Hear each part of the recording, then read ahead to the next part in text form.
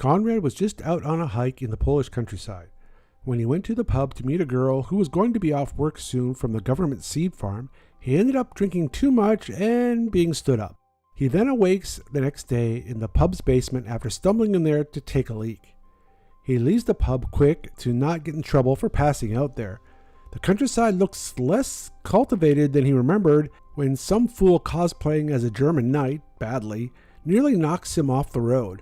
And then he confronts him. So, now listen up, you base-born moron. I have had quite enough of your archaic nonsense. I have asked you a civil question.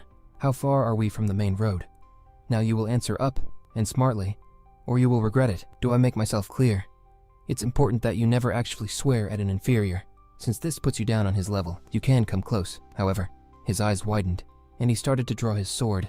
Then he dropped it back into its sheath. At the time I thought I had him buffaloed, but on more mature reflection, I think that he simply didn't want to dirty his sword on me. He searched among his ironmongery and pulled out a meter-long chain with a long stick at one end and a big iron star at the other. He swung this thing at me. It finally dawns on him after meeting more of the locals that he, somehow, has ended up in 13th century Poland, 8 years before the Mongols were coming to wipe out every man, woman, child, and chicken. Well, crap. The Cross-Time Engineer by Leo Frankowski is a time-traveling, hacking and slashing history lesson with a large smattering of engineering and some other crude humor thrown into the mix.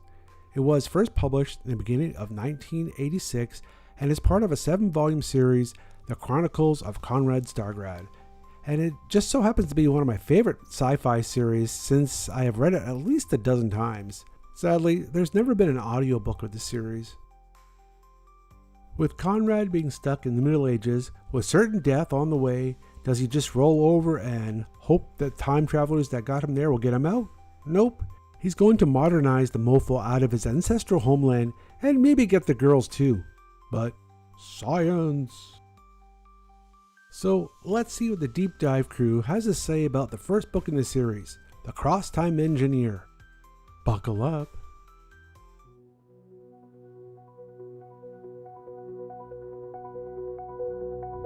Ready for some time travel trouble? Buckle up, because this deep dive takes us straight into Cross-Time Engineer. And let me tell you, this book by Leo Frankowski is a wild ride through 13th century Poland, but with a 20th century twist. And a serious dose of humor, we have to mention, though. Oh, absolutely. The humor is spot on. Frankowski really throws our protagonist, Conrad, into the deep end. Talking about Conrad, he's a Polish engineer, right? Yeah. Just a regular guy on vacation in the Tatra Mountains looking for some peace and quiet. And maybe some nice views, but instead he stumbles right into the Middle Ages. It's like opening the wrong door and ending up in a completely different century. No warning, no instructions, just bam. 13th century Poland. But how does that even happen, you might ask? Well, that's what we're here to uncover, isn't it? This excerpt does a fantastic job of unraveling that mystery bit by bit. It's like those choose-your-own-adventure books. But with time travel, every encounter peels back another layer of weirdness. Exactly. It starts with this seemingly ordinary encounter on a mountain trail. Imagine this. You're hiking, enjoying the scenery, and suddenly you see a guy in full armor on horseback riding towards you. Now, if this were today, you'd probably think, oh, cool, historical reenactment, right? Right, but this is the 1980s, and no reason for anyone to be dressed like they're ready to charge into a medieval battle. And to top it off, the reenactor doesn't even acknowledge Conrad's existence. Just rides past like he's invisible. Awkward much. Talk about a social cue misfire, right? But that encounter, as strange as it is just the tip of the iceberg. Oh, it gets so much weirder. Then Conrad runs into a barefoot priest, Father Ignacy, in the middle of a blizzard. And I'm not talking light snow here, a full-blown blizzard. And Father Ignacy just shrugs it off like it's a light drizzle. It makes you question what's real, what's a dream, is this guy for real? Exactly. And Conrad, being the kind soul that he is, offers Father Ignacy food and shelter from the blizzard. But Father Ignacy is more concerned about reaching Krakow before winter. As if walking through a blizzard in the mountains isn't a big deal. I know, right? It's those little details that really drive home the fact that they are not on the same page, not even in the same book. Frankowski is a master at this, these subtle hints about the differences between their worlds. without hitting you over the head with it. Speaking of differences, remember that scene where Conrad offers the boy traveling with Father Ignacy a piece of chocolate? And the boy's response is basically, what on earth is that? Can you even imagine a world without chocolate? It's like trying to picture a world without gravity. It's just unfathomable.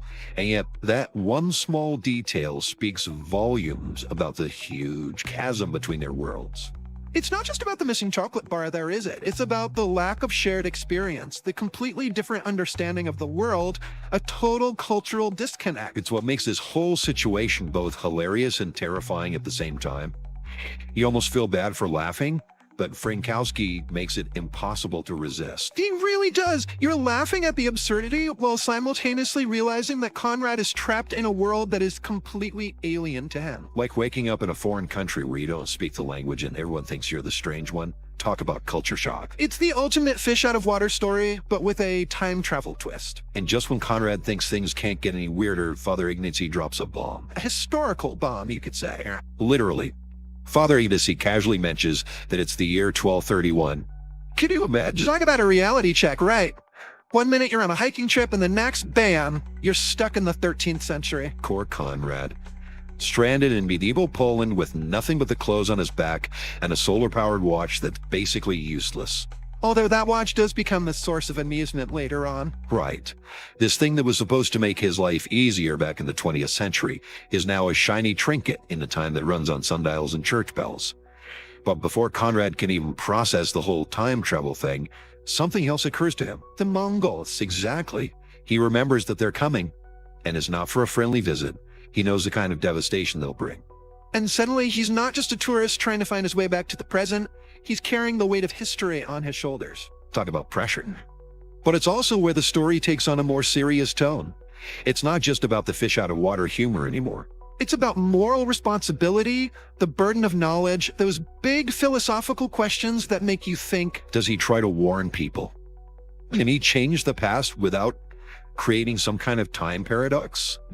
It's a lot for a guy who just wanted a vacation to deal with. Absolutely. But let's not forget, Conrad's an engineer at heart. He's wired to solve problems, even if those problems involve time travel and Mongol invasions. So how does he even begin to navigate this new reality? I mean, he can't exactly pull out a smartphone and Google how to survive in the 13th century. Right, and whipping out any advanced technology is out of the question. He'd probably be branded a sorcerer and burned at the stake. Exactly. So he has to get creative. He needs to figure out how to use his modern knowledge in a way that won't get him killed. Like that scene where their boat gets stuck on the rocks in the river. I love that part. It's classic Conrad, right? Instead of brute force, which is what you'd expect in the 13th century, he uses physics. And some rope. And a bit of ingenuity. He basically creates a makeshift pulley system right there on the spot. Leaving the boatman completely speechless. Like, did this guy just perform magic? It's hilarious and brilliant all at the same time. And it highlights something really important for all of us, even if we're not facing medieval river crossings. Which is that even in the most unfamiliar situations, we can use what we know to our advantage. It's about being adaptable, resourceful, thinking outside the box. Absolutely. And Conrad's resourcefulness is put to the test again and again throughout this excerpt. Remember when he has to get himself some armor? That whole scene is a comedy of errors. First of all, he has no money. Not a 13th century zloty to his name. And then there's the whole issue of fit. 13th century armor was not designed for a guy with Conrad's 20th century physique. Let's just say it involved a lot of awkward adjustments and probably some creative tailoring. But he manages. Somehow he scrapes together enough to get himself outfitted. Of course, he still has to figure out how to get to Krakow, which is no walk in the park in the 13th century. And that's where Boris comes in, our friendly neighborhood merchant. Well, friendly might be pushing it. True, but he's Conrad's ticket to Krakow, literally. And a crash course in medieval economics and social dynamics all rolled into one. That journey is no picnic, though. They encounter bandits, bad weather, you name it. Conrad even gets a taste of medieval combat. That fight scene with the highwaymen is intense. It's a stark reminder that the 13th century was not for the faint of heart. It also shows us a different side of Conrad, a braver side. He's forced to confront his own mortality in a very real way. And that experience stays with him. You can see it in the way he reacts to the death of Christiana's baby sister later on. Oh man, that part always gets me. It's a gut punch, a reminder of just how fragile life was back then. And it's not just thrown in for shock value. It has a profound effect on Conrad. It fuels his desire to make a difference, to use his knowledge to combat the harsh realities of the time. He can't just stand by and watch people suffer when he knows there might be a way to help. And that's where we start to see his 20th century ideals shining through. He teaches basic hygiene, improves farming techniques, even introduces some new dance moves. Don't forget those drunken ramblings about socialism. At first, it's played for laughs. Which Frankowski does brilliantly, by the way. But there's a deeper layer to it, isn't there? Like, it reveals something about Conrad's core beliefs. Exactly. He sees the inequality, the poverty, and he can't help but imagine a better world. He might be stuck in the 13th century, but he's brought his 20th century conscience with him, and it's starting to guide his actions. So we've got Conrad, our accidental revolutionary, armed with his 20th century know-how and a heart set on making a difference in the 13th century. It's almost like he's found his purpose, wouldn't you say? Definitely. This is where we really see his engineering skills come to the forefront. But what's so fascinating is that he's not trying to build a time machine out of a hay cart. No flying cars or smartphones in sight. Thankfully. Imagine trying to explain the internet to someone who thinks a lightning storm is God's wrath. No, Conrad is working with what he's got, using the materials and tools available in the 13th century. Right. It's like a masterclass in adaptation. Take, for instance, his beehive redesign. It's such a small detail in the grand scheme of things, but it speaks volumes. I love that part. He sees their traditional beehives and just thinks, come on, guys, we can do better than this. And he does. A more efficient design that probably had beekeepers back then scratching their heads in wonder. I can just imagine them saying, why didn't we think of this before? But that's the beauty of fresh eyes, right? Seeing things from a new perspective can lead to amazing innovations.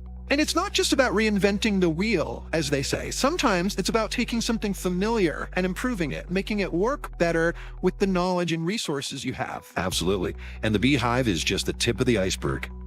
Conrad also sets his sights on improving their looms, which, as you can imagine, presents a whole new set of challenges. Even for a skilled engineer like Conrad, 13th century tech has its limits. Right. He's working with wood and metal, no fancy plastics or electronics. It's a crash course in medieval engineering, and he's learning as he goes. Which reminds us that even the most brilliant minds have to be adaptable, right? You have to be willing to experiment, to make mistakes, and to learn from those mistakes. Oh, and let's not forget about the pig-powered machine. I mean, come on, that's just genius. It's pure Conrad. Taking something as commonplace as a pig and turning it into a source of energy. It's wacky, it's brilliant, and it makes you wonder what other crazy inventions he could come up with given enough time. Right. But let's not get too caught up in the fun of his inventions. It's important to remember that Conrad's heart is in the right place. He's driven by a desire to use his knowledge to make a real difference, especially after the tragedy with Christiana's baby sister. That event really shook him, didn't it? It brought home the harsh realities of the 13th century, the fragility of life, the constant presence of death. He's seen firsthand that progress isn't just about making life easier or more efficient. It's about saving lives, about alleviating suffering, and that becomes his driving force. It's like that tragedy awakened something in him, a sense of urgency, a need to act. He can't just stand by and watch people suffer when he knows he might be able to help. And this newfound sense of purpose leads him to confront some uncomfortable truths about this society he's found himself in, like the whole bear baiting thing. Oh man, that scene is tough to read. It's brutal, it's barbaric, and it really highlights the clash between Conrad's 20th century sensibilities and the norms of 13th century Poland. He sees the cruelty, the senseless violence, and he can't just ignore it. He has to do something, even if it means putting himself at risk. And that's where we see his courage emerge. He's not just an engineer anymore. He's a leader, someone willing to stand up for what he believes in. Exactly. And his actions have consequences. He catches the attention of the big man himself, Duke Henrik. Talk about a pivotal moment. It's like the entire excerpt has been building up to this encounter. The fate of Conrad's inventions, his future in this new time, maybe even the fate of Poland itself, hinges on this one meeting. It's a clash of titans, in a way. You've got Conrad representing progress, innovation, a more modern way of thinking. And then you have Duke Henrik representing tradition, the established order, a society steeped in centuries-old customs and beliefs. It's a classic conflict, one that we still grapple with today. How fast should progress happen? Who gets to decide what's best for society? Is all change necessarily good change? Frankowski masterfully weaves these themes into their conversation, leaving us with more questions than answers. It's what makes this excerpt and the entire Cross-Time Engineer series so captivating. It's not just a fun time travel adventure, it's a thought-provoking exploration of history, humanity, and the timeless struggle between tradition and progress. So here we are, dear listeners, at the end of another deep dive, and what a journey it's been. From the snow-covered peaks of the Tatra Mountains to the bustling streets of medieval Krakow, we've followed Conrad's incredible journey through time, marveling at his ingenuity, his compassion, and his unwavering determination to make a difference. We've laughed, we've learned, and we've been challenged to think differently about the past, present, and future. So until next time, keep exploring, keep questioning, and remember, even in the most unexpected of circumstances, your unique skills and perspectives have the power to change the world.